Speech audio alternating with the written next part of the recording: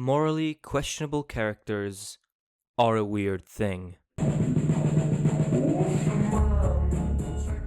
On one hand, they, due to their morality, often end up being characters that we, as allegedly morally upstanding people, should condemn and dislike. On the other hand, it's quite often these very characters that end up being extremely popular. It's not uncommon to see the number one popularity spot for any given series be dominated not by the protagonist, but by an anti-hero. Such is the case with My Hero Academia's very own Katsuki Bakugo, an explosive bully whose first defining actions in the show include telling Deku, the protagonist, to kill himself due to his disability, being his lack of superpowers in a superhuman society. This should, by this description at least, be a character that is unanimously hated, yet Bakugo finds himself consistently at the top of popularity polls. This has, however, only really been the case ever since the manga reached a specific moment in the story. What moment is that, and how did it turn a bully into an all-time favorite? Let's talk about it. If there is a single word that should define Katsuki Bakugo, then it would have to be expectation. From a very young age, Bakugo was constantly confronted with it. Once his superpower, or quirk, manifested at the age of 4, the people around him began praising and grooming him as the obvious next great hero. His quirk allows him to secrete nitroglycerin-like sweat from his hands and then detonate it at will. This is a deceptively simple power with an incredible amount of potential and flexibility. So it's easy to see why both the adults in Bakugo's life as well as his peers start to envy and praise the child for having been born with such an obviously OP power. And as he grew older, bathing in that reverence and praise, all the while developing his quirk and step by step tapping into its full potential, he began to believe them. That he was the greatest, that there was no one more amazing than him, and that he would, with basically no real competition, be able to surpass and follow up on the legacy of the current number one superhero in the world, the invincible All Might.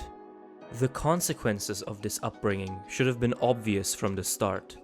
A child that is constantly built up and complimented, not for its actions, but simply for its innate abilities and attributes, will naturally develop a certain sense of innate superiority, since it cannot attribute the praise to anything else. This reached a concerning extreme level once he began connecting the dots and came to the conclusion that a hero's worth, or a person's worth in general, was strictly tied to their ambition and, more importantly, to their ability to win and achieve that ambition. So he, of course, begins to hate and bully Deku, since he's the embodiment of Bakugo's idea of a person with no worth, since he literally has no power. And in a lesser story, this is where his character synopsis would most likely end. Bakugo is a bully, Deku learns to stand up to him, eventually defeats him in one-on-one, the end.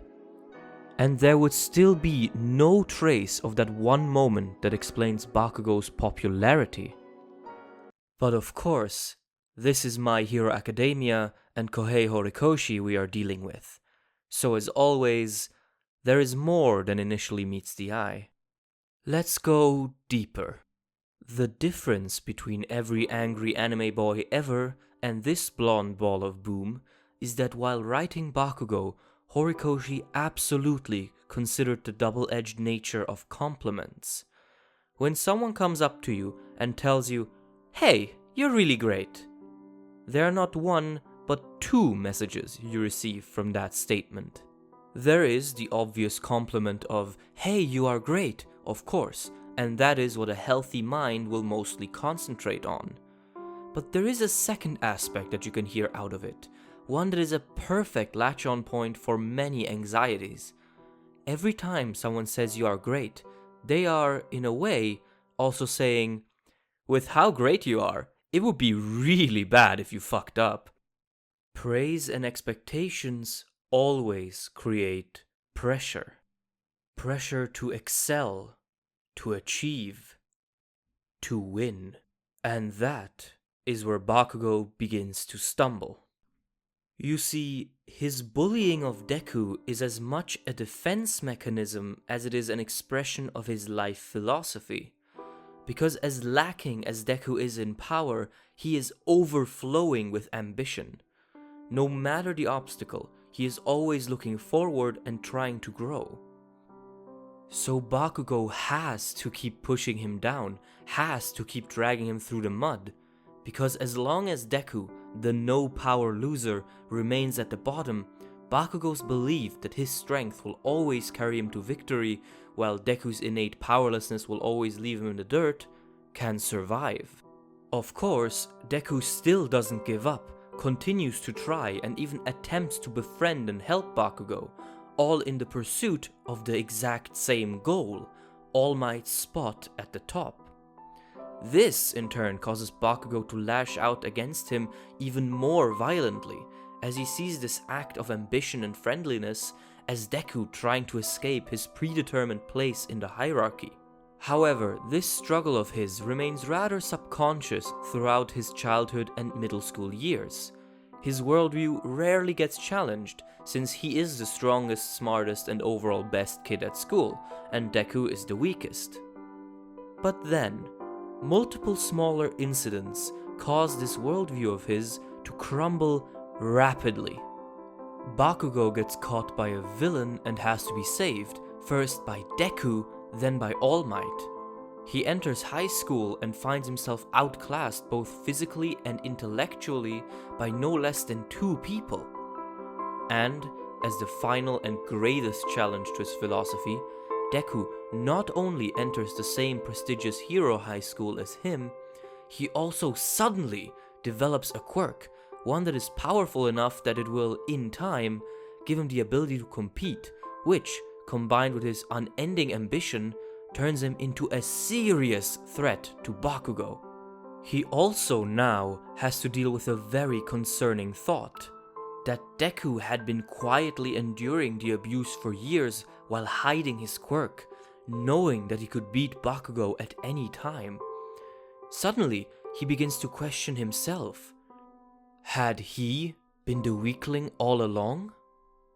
This thought, of course, is crushed once Deku spills the beans on how his power is something he got from someone recently.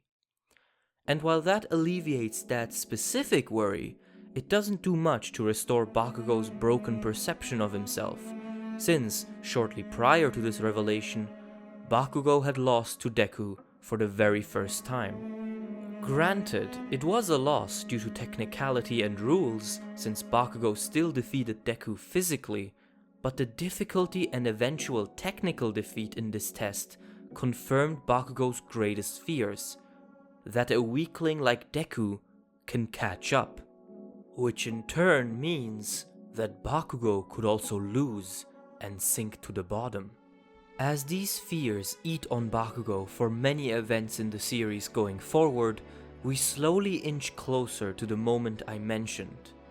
He wins the sports festival only because his opponent is holding back, something he did not do with Deku.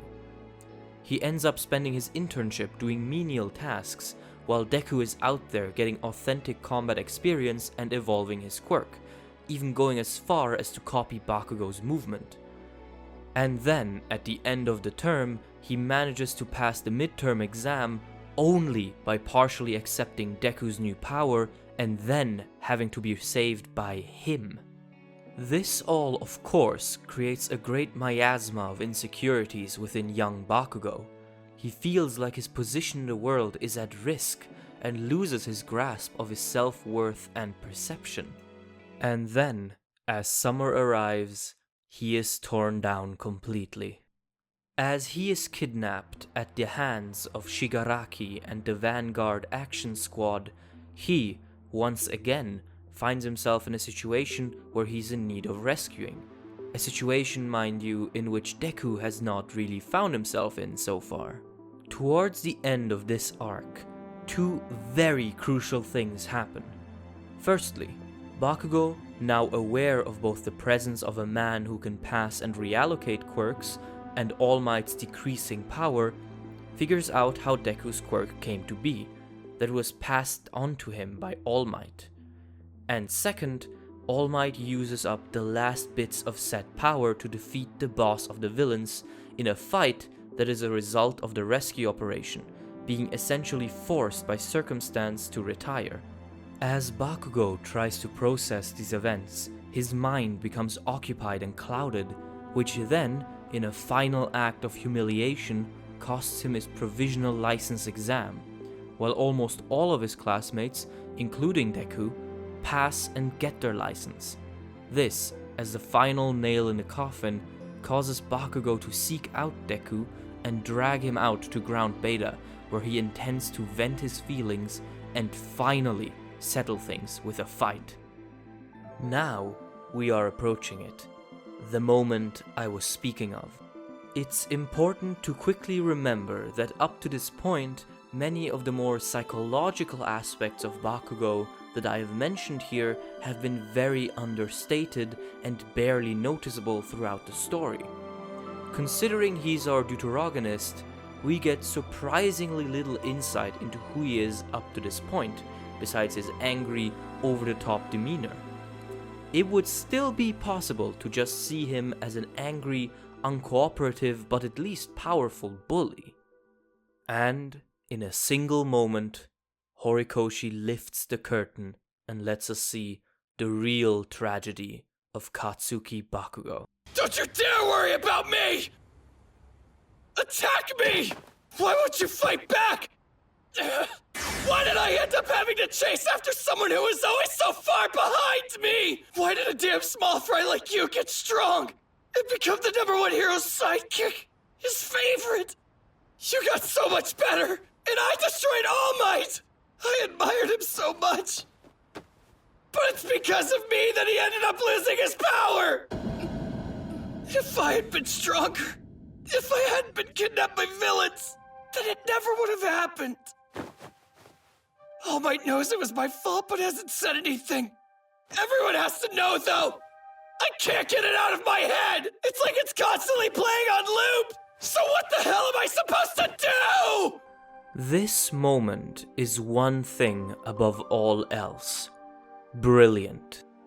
In just a few short sentences, Bakugo opens up his entire character and struggle, both explicitly saying what he feels and implicitly revealing a completely different emotionality to what was expected of him.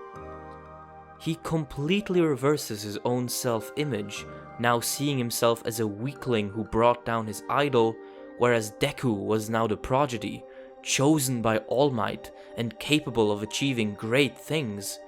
In short, Bakugo had disappointed all expectations he and his environment had placed on himself. And here we have it again. Expectations.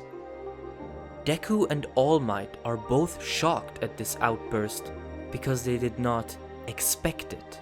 But here's the thing. They should have. Anyone who has even a fleeting idea of who Bakugo is as a person should have been able to see this coming. Of course, someone who is always out to prove his superiority and sole ability would feel guilt over being too weak, and that weakness indirectly leading to the downfall of his idol. It's the realistic reaction in this situation. The characters within the show simply did not expect him to do so, since he had, up to this point, not shown such thought and concern. But it's not just Deku and All Might that should have seen it coming and who were clouded by their expectations in Bakugo. Throughout his entire story, there was another party deeply involved in the misunderstanding and over-expecting of Katsuki Bakugo. You. Me. Us. In short, the audience. When Bakugo reveals the nature of his struggles, we are as taken aback as Deku is, but not just because it's a well-composed and written scene, but because we go through the exact same thought process as Deku. How could I not have seen this? It all at once seems so obvious and predictable, but somehow we completely neglected to think about the possibility of Bakugo going through this struggle. And there's a good reason why. Ever since Bakugo appeared on screen for the first time, we immediately created certain expectations regarding him. He seemed like a stereotypical angry rival with an overpowered ability, and that is the precise moment our knowledge of human emotion and internal cause and effect simply stopped applying to Bakugo. Because we have undoubtedly seen characters of this type before, we almost instantaneously stop thinking of them as a person and more as a predictable pattern of narrative tropes. And as he stays seemingly relatively unchanged for a large portion of the show, we feel validated in our initial assessment as he continues to act according to our expectations. So, Bakugo's struggle doesn't just revolve around his relationship with and perception of MHA's world, it, in a very meta way, also revolves around our relationship to and perception of him. And so, in a fantastic bit of writing, by having Bakugo finally burst out and surprise us, it is almost as if Horikoshi is pointing his finger at us and saying, "Hey, this is a real person with real emotions, yet you neglected him and his emotions because you prematurely projected your own experience and expectation onto him as a fictional character and didn't treat him as real." And this is the result. This is the moment that solidifies Bakugo as a fan favorite, and it does so by being the exact point, the exact moment where Bakugo, the two-dimensional fictional character, becomes Katsuki, a confused and hurt high schooler, a three-dimensional, authentic person. This impact is only further amplified by some key phrases.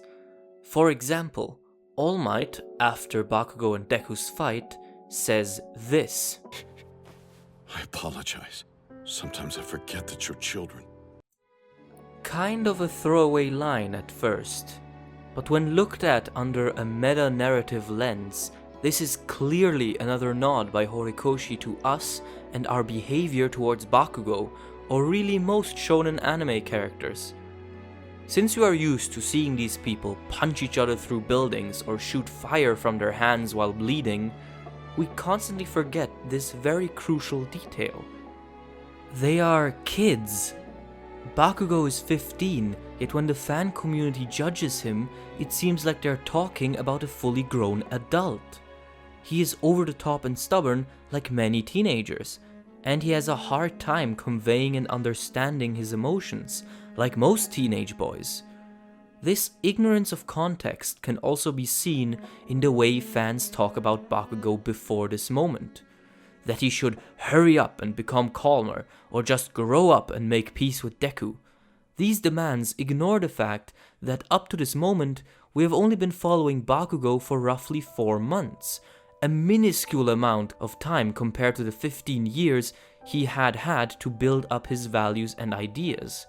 So of course a deconstruction of those would have to happen slowly and step by step. Yet many of the fans ignored these obvious conclusions precisely because they were not considering Bakugo as someone with realistic emotions. And once this moment has been reached, there is no turning back. Bakugo is sick of being subjected to all those unrealistic and ungrounded expectations. When All Might once again praises his strength, Bakugo responds with, But now you know I'm weak too. I always wanted to be like you, which meant being as strong as possible. But look what I did to you. Because I'm not good enough. Because he does not want to be praised and hailed as strong anymore. He wants to be understood, which means acknowledging his more vulnerable sides. This enhances the moment's gravitas significantly, since it truly feels like a monumental eye-opener. So, in essence, Horikoshi uses Bakugo on one hand to build a deep, layered character and worthy rival to our protagonist, and on the other hand, he takes the opportunity to, in a clever bit of meta-narrative commentary, criticize the complacent and prejudiced way we look and interact with fictional characters in a cynical and jaded postmodernist era of fiction and media. And that is what hits so hard. The expectations that crush Bakugo are not just expectations that exist in universe, but also exist within us, the readers and viewers. Therefore, his struggle and outburst immediately feel more real, since it, at least subconsciously, has elements that reside in the real world, not the fictional one. After considering all of this, I believe it is easy to see why this moment launched Bakugo to the popularity he has now. It simultaneously works as a beautiful introspective to his character and also plays off our own subconscious prejudices and expectations to create a moment of, oh shit, why did I not see this coming, that truly sticks with you. Because suddenly, we realize what Bakugo is. He is no Sasuke eternally brooding and edgy. He's no stereotypical bully, only present to give the protagonist a foil. Katsuki Bakugo is none of those things. Katsuki Bakugo is just hurt. And as always, thanks for watching and take care.